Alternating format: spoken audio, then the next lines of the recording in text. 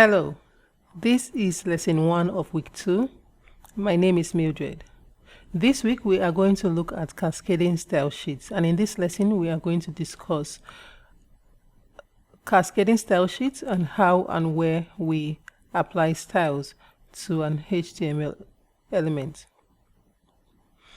At the end of this week, you will understand what CSS is, where to apply your styles on the document. We're going to look at CSS colors. We're also going to look at the text and the font properties of CSS. Now we use cascading style sheets to style HTML documents. And with CSS3, we can describe how HTML elements should be displayed on the screen and other media. And so CSS3 will help us to apply responsiveness to a web page in such a way that the page will present properly for different screen sizes and different devices. And so by week 9 and 10, we are going to look at media queries and grid view. For now, we are going to have basic CSS, and then as we move along, we are going to apply responsiveness to our web page. There are 3 ways you can apply styles on a page. The first way is to apply the style inline. And when we say inline, it means that you apply the style on the start tag of the HTML element. There is an attribute called the style attribute. This style attribute holds the property and the value of the CSS you want to apply to the element. So let's say we have this heading and we want to make the heading, for instance, red. So I'll make color red. When I save this, I will go to my web page, refresh. I have my first web page in red.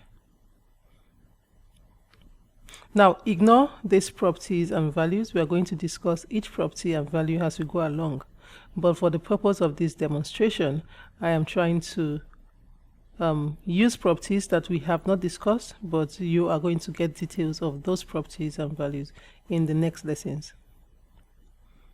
Let's say I want to center this. I can put a semicolon and put text align and center. Save this. When I refresh my page, I should have it centered. So this is one way to apply style to a page. We have another way of applying style to a web page, and is by using the style tag in the head area of the page. So I'll start style and I will end style. So this is embedding style, and this style is going to be applied on this page alone. When you apply a style inline, it takes priority. So if I have style specified in the style tag in the head area of a page, if I specify an inline style, it is going to ignore this for this H1 element and apply what is inline. So take note that when you use an inline style, it takes priority over any style elsewhere. Inline styles are not the best because when you need to make changes, you have to go into each tag. Let's see what the syntax of CSS is. We have something called the selector. This selector targets the element that you want to apply the style to. And then in a pair of curly braces like this, you specify the property and then a colon and the value. If you want to specify several properties and values, you can put a semicolon at the end of the first one and move to the next. So this is the syntax of CSS. Now let's look at the selector. We have the element selector, which means that you can write the CSS element you want the style applied to. So I want this applied to the h1 tag. What property do I want to put here? I want the h1 tag to be aligned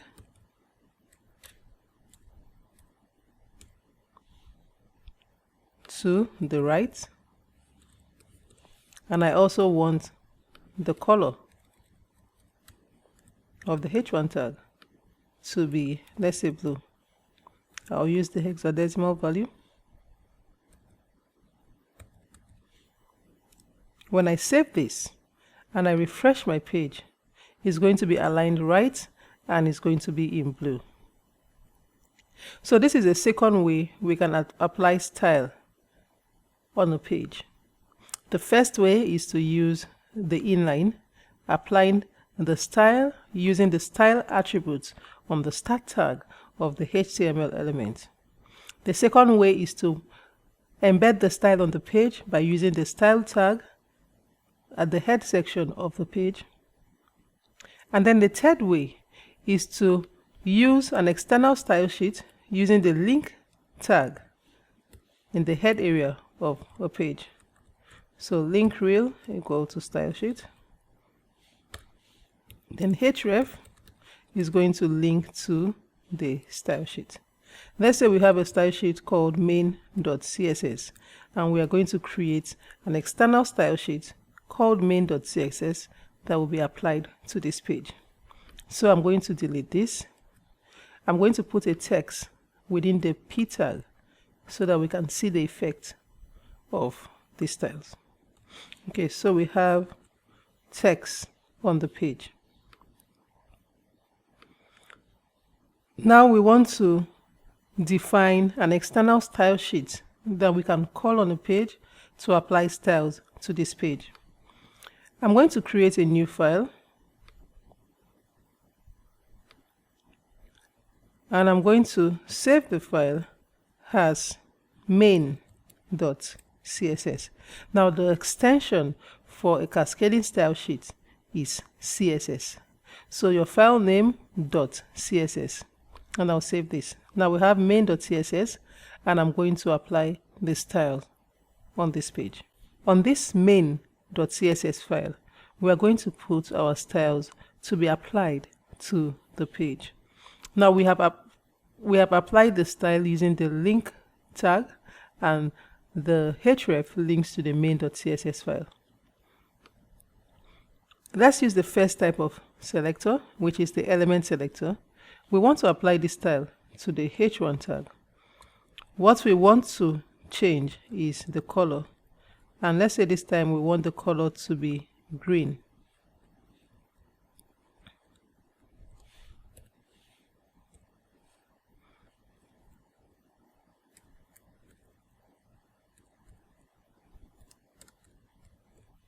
Okay, so ignore the color values. We are going to discuss that in detail in the next lesson.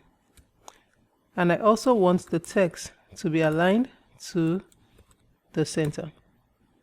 When I save this and I refresh my page, I should have the green aligned to the center of the page. Let's say I want to apply the same style to the h2 tag. Save, refresh my page, and I have it applied to the h2 tag.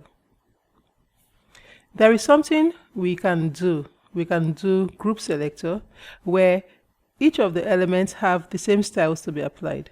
And instead of writing them separately, we can write h1, h2. I'll delete this. Let's change the color this time to red for two of them.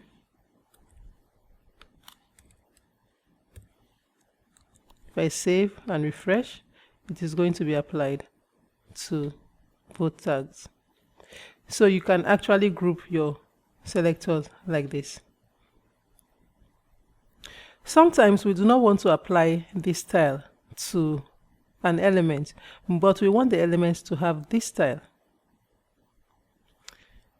We can use an ID selector, which we write using the hash sign,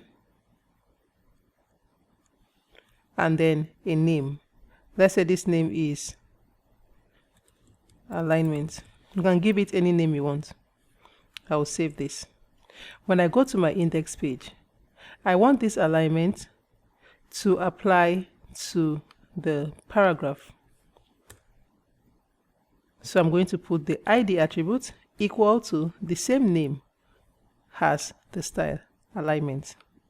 So ID equal to alignment. I will save this, and when I refresh my page, I should have the color of the text in the paragraph as red with a 0.5 opacity, which means it's going to be a very light red, and the text aligned to the center. So I'm going to refresh this, and I have the style applied to the paragraph. So you can use the ID selector like this. If I want a class selector, I will use a dot and a name for the style. So let's say my color. I want this my color to be applied to the H1 tag. So I'm going to take this out. What I will do, since it's a class selector I use here, which is indicated by a dot, I am going to put a class attribute on the H1 tag is equal to the name my color. Save this. When I refresh my page, I will have that style applied to the H1 tag. You can also apply your style to all elements on the page by using the asterisk sign like this. When I save this, refresh my page, I will have that style applied to all elements on the page. There are other types of selectors that we have. We have the attribute selector, which will be applied to any element that has a particular attribute. We have the combinators, we have pseudo class and pseudo element, and we are going to discuss all of this in weeks 8 and 9. Before we end this lesson, let's look at how we write comments in CSS. In CSS, you write your comment using a /, an asterisk, the comment you want to write, and then an asterisk and a / to end. So this is how we write comments to be excluded from execution. In the event that you have a code you don't want to use anymore, you put the / asterisk at the beginning, and at the end you put the asterisk, the /. And this is how you exempt a code from execution on the page, or leave a note on the page for other developers to know what you did. It is very important to leave comments on your code, and sometimes it reminds you as a developer when you come back what it is you were doing on that line of code. It also leaves a note to other developers to be able to continue from when you stop. It explains your code and it makes your code neater. So this is where we end this lesson. In the next lesson, we are going to look at CSS colors in details.